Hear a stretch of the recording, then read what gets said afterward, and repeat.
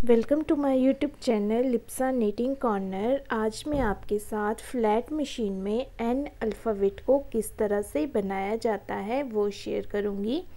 तो इसके लिए मैंने थोड़ा सा यहाँ बना लिया है। आपने जहाँ भी इसको बनाना है वहाँ से आप स्टार्ट कर सकते हैं। इसके लिए हमने मशीन के हुक्स पीछे कर लेने हैं और 2 नीडल्स को हमने बाहर की तरफ कर लेना है। आगे हमने 6 नीडल्स को पीछे रखना है और आगे की 1 नीडल को हमने आगे कर लेना है। उसके बाद हमने दूसरा थ्रेड लेना है और उसको हमने जो 2 नीडल्स निकाली हैं उससे साइड वाली नीडल में इस तरह से फंसा लेना है और इन 2 नीडल्स को हमने हाथ से ही बुनाई कर लेना है। इन 2 नीडल्स को बाहर निकाल देना है। यहाँ हमने धागे को फंसाना है और इस वाली नीडल में भी धागे को फंसा करके 1 नीडल को हमने बुनाई कर देना है। आगे धागे को फंसाना है और मशीन को हमने एक बार चला लेना है। इसके बाद हमने जो 1 नीडल निकाली थी उसको बुनाई करना है। उसके बाद अगले वाले नीडल को भी हमने बुनाई करना है और दोनों को बाहर की तरफ निकाल देना है। आगे हमारे पास ये जो 5 नीडल्स हैं बच जाएंगी और उसके बाद जो हमने 2 नीडल्स निकाली हैं बाहर की तरफ उनको भी बुनाई करके बाहर निकाल देना है। आगे धागे को फंसाना है और मशीन को हमने एक बार चला देना है। अब थर्ड वाली रो में हमने इस तरह से ये जो 2 नीडल्स हैं इनको बुनाई करना है, इनको बाहर की तरफ निकाल देना है। उसके बाद आगे हमने अब 4 नीडल्स को पीछे ही छोड़ना है। इस नीडल को आगे करके हमने बुनाई कर देना है। आगे की 2 नीडल्स को भी हमने बुनाई कर देना है, बाहर निकाल देना है, धागे को फंसाना है और मशीन को एक बार चला देना है। अब फोर्थ वाली लाइन में हमने 1 2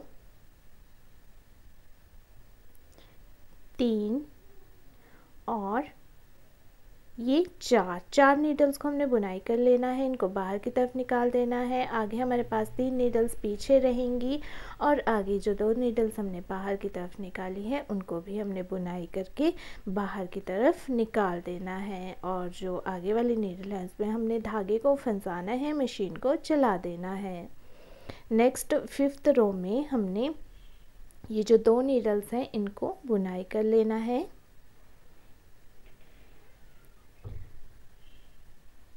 और बुनाई करने के बाद इनको बाहर की तरफ निकाल देना है। आगे की 2 नीडल्स को पीछे ही रहने देना है। उससे अगले वाली नीडल को बुनाई करना है, उससे अगले वाली नीडल को भी, मतलब 2 नीडल को हमने बुनाई कर लेना है। और इन 2 नीडल्स को बुनाई करने के बाद हमने बाहर की तरफ निकाल देना है। इस बीच वाली नीडल को हमने पीछे कर देना है और आगे की जो हमारे पास 2 नीडल्स हैं इनको भी हमने बुनाई कर देना है। आगे धागे को फंसा लेना है, मशीन को चला लेना है नीडल्स को आगे करके। और इसके बाद जो हमारी नेक्स्ट 6th रो है इसमें हमने इन 2 नीडल्स को बुनाई कर लेना है और बुनाई करने के बाद हमने इनको आगे की तरफ निकाल लेना है। उसके बाद हमने इस वाली नीडल को पीछे कर देना है, मतलब बीच में 2 नीडल्स हमारी पीछे होंगी और आगे की 2 नीडल्स हमने बुनाई करके आगे कर देनी है। फिर 1 नीडल हमारी पीछे होगी और आगे की 2 नीडल्स बुनाई करके हमने आगे कर देना है। आगे हमने धागे को फंसाना है और मशीन को हमने चला देना है। इसके बाद नेक्स्ट 7th रो में हमने इन 2 नीडल्स को बुनाई कर लेना है। बुनाई करने के बाद हमने इन दोनों नीडल्स को आगे की तरफ निकाल देना है और जो आगे की 2 नीडल्स हैं उनको भी हमने इसी तरह से बुनाई कर लेना है। तो इस तरह से हमारे यहाँ इस बार 4 नीडल्स बुनाई होंगी और इनको भी हमने बाहर की तरफ निकाल लेना है। इसके बाद इस वाली नीडल को हमने पीछे कर देना है। आगे 2 नीडल्स हमारे पास ऑलरेडी पीछे हैं, 3 नीडल्स हमारी पीछे हो जाएंगी। आगे की 2 नीडल्स को हमने बुनाई करके आगे कर देना है और धागे को फंसा करके हमने यहाँ मशीन को एक बार चला देना है। इसके बाद 8th वाली रो में हमने इस तरह से इन 2 नीडल्स को बुनाई कर लेना है और इस बार हमारी 4 नीडल्स पीछे होंगी और 4 नीडल्स को पीछे करने के बाद आगे की 3 नीडल्स को हमने बुनाई कर लेना है। अगर आपका ब्लैक वाला धागा इस तरह से ऊपर आ रहा है तो हमने इसको टूल की हेल्प से नीचे कर लेना है। इस तरह से इस नीडल को हमने आगे कर लेना है और ये जो ब्लैक वाला धागा है इसको इस तरह से नीडल की हेल्प से नीचे कर देना है। वैसे तो ये प्रॉब्लम नहीं आती है, लेकिन कई बार आ जाए तो उसके लिए मैं आपको ये बता रही हूँ। तो इस तरह से हमने इन तीनों नीडल्स को बुनाई करके इनको आगे की तरफ कर देना है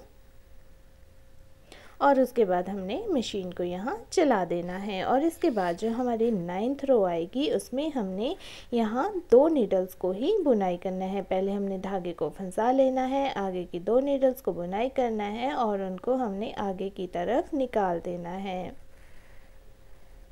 इसके बाद हमने जो बीच में हमारे 6 नीडल्स हैं उनको पीछे रहने देना, आगे की 2 नीडल्स को बुनाई करके आगे निकाल के धागे को फंसा करके मशीन को चला देना है। इसके बाद जो हमारी 10th रो है उसमें हमने इन दोनों नीडल्स को बुनाई करना है और आगे हमने 7 नीडल्स को पीछे रखते हुए एक नीडल को बुनाई करना है और मशीन को हमने चला देना है। अब हमने मशीन के हुक्स नॉर्मल कर लेने हैं और यहाँ प्लेन थोड़ा सा मशीन को चला लेना है।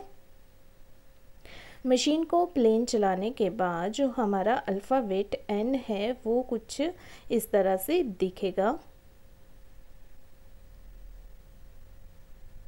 तो ये जो अल्फ़ाबेट N है ये देखने में बहुत ही अच्छा लग रहा है और आप इसको किसी भी प्रोजेक्ट में डाल सकते हैं। तो आपने देख लिया कि कितना इजी है इसको बनाना, लेकिन फिर भी अगर आपका कोई क्वेश्चन है तो आप कमेंट बॉक्स में पूछ सकते हैं। ये इंस्टा पे भी फॉलो कर सकते हैं और इंस्टा का लिंक मैं आपको डिस्क्रिप्शन बॉक्स में दे दूँगी।